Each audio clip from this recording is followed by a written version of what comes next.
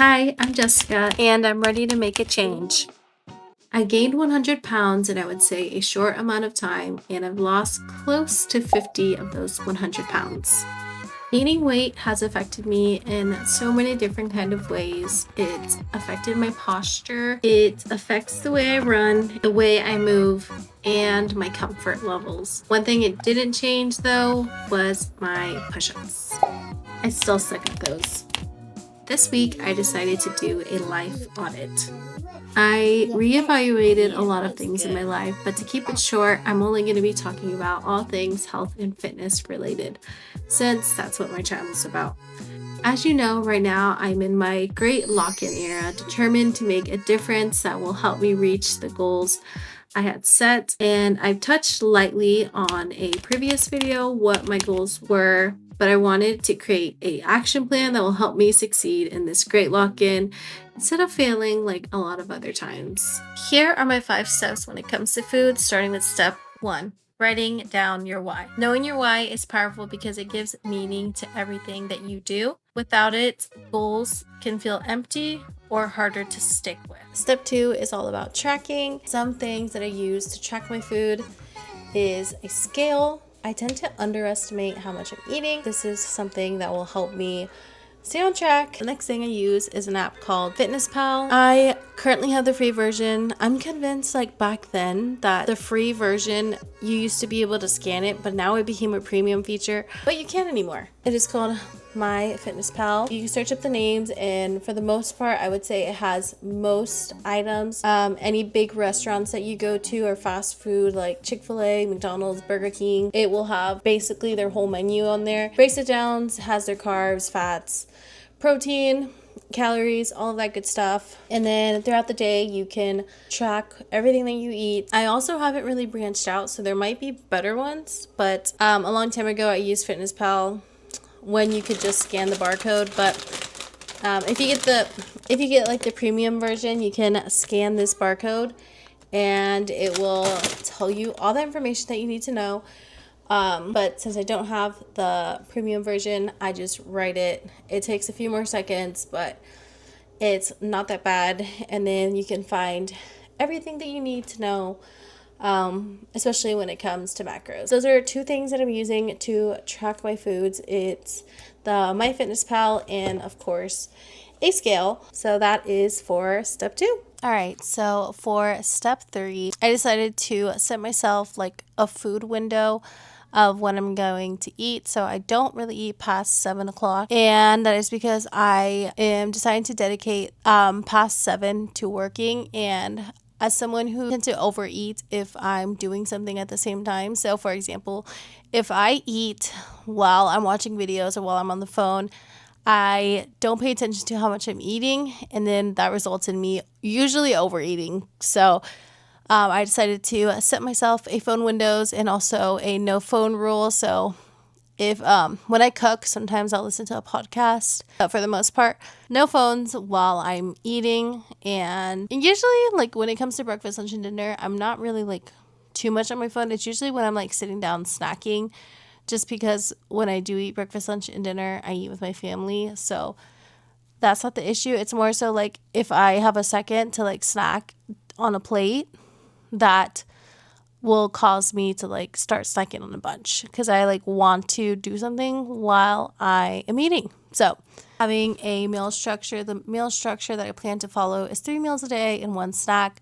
That works best for me. I never want to starve myself during any of my like weight loss journeys, and yeah, I just don't want to do that. I've done it before in the past where I felt like, oh, maybe if I just skip out on breakfast. Now that's something that I don't do, and something that I don't ever want to do is use food as a punishment, because food is a fuel. Step 4 is like a check-in day. So my check-in day is on Sunday. I basically will review what I'm working, like I'll review what I'm doing, see if it's working out for me, and I will reevaluate my plan if I need to. But I'm setting Sunday up as kind of like, all right, let's get these ideas going and pretty much seeing if what I'm doing is working, if there's anything that I can improve on, and just using Sunday as a day to basically check in on myself. Next up is step 5, which is all about accountability. I'm going to draw myself a little habit tracker. As you guys know, I'm a paper and pen type of girl. I like to fill things in with markers, use paper and pencil. I'm not really that good with the technology kind of stuff. So yeah, I'm doing my habit tracker here in my notebook, and I'm going to set myself a little contract with my husband saying, like, I don't know exactly what I'm going to do yet, but I guess like an example would be if I stay consistent for a whole month, I'll get like a prize. I'll do something, if that makes sense. So kind of like a little contract. I think having little prizes sometimes can motivate you to continue on doing what you're doing. So that is my step 5. Most of this has to do with food because that is where I'm struggling the most at. When it comes to sleeping, I would say I'm doing pretty good at that. Recovery, I've been doing pretty good at that. Working out, I'm in the phase where I love to work out, so I'm not really like pushing myself too far for that. My biggest struggles honestly is the food and the phone. So those are the 2 main things that I'm like working really hard on. Thank you guys so much for watching another video, and hopefully you like this type of style. I'm trying to get a little bit better on my editing style. Like I said, I'm not really that much of a tech savvy person. Yeah, I'm trying to work hard, trying different styles, trying to film at different angles. So yeah, and I'll see you guys next week with another video. Bye. Today I'm trying a new flavor. This does not look good. I mean, compared to my waffle stingers, I'll give this a good 5. Time to work out. Perfect. Yes. I try really hard to not be upset at myself, but today I just felt a lot of disappointment in myself. There's like so many workouts I just feel like I can't do. Like my body is so weak, and I don't know, when you go from being like fit, running like 7-8 minute miles, just working out like all the time and at your like pretty like consistent in the gym, and then you gain so much weight, like, and then you gain 100 pounds. I've lost 50 of them, but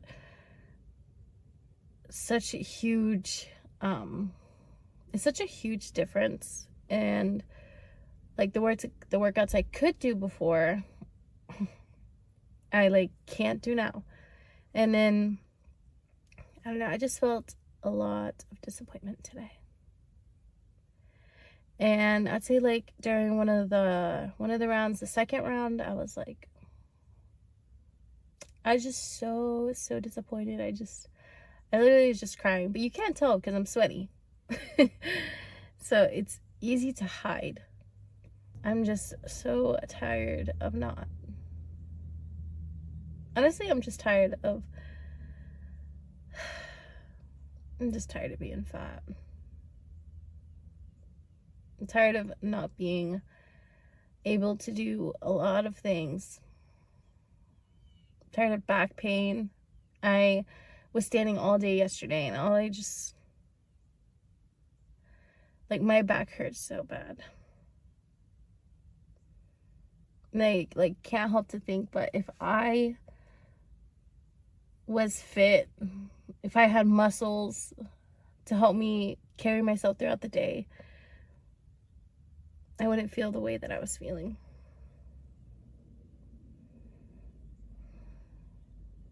I want to do like a pistol squat. Like that would be cool.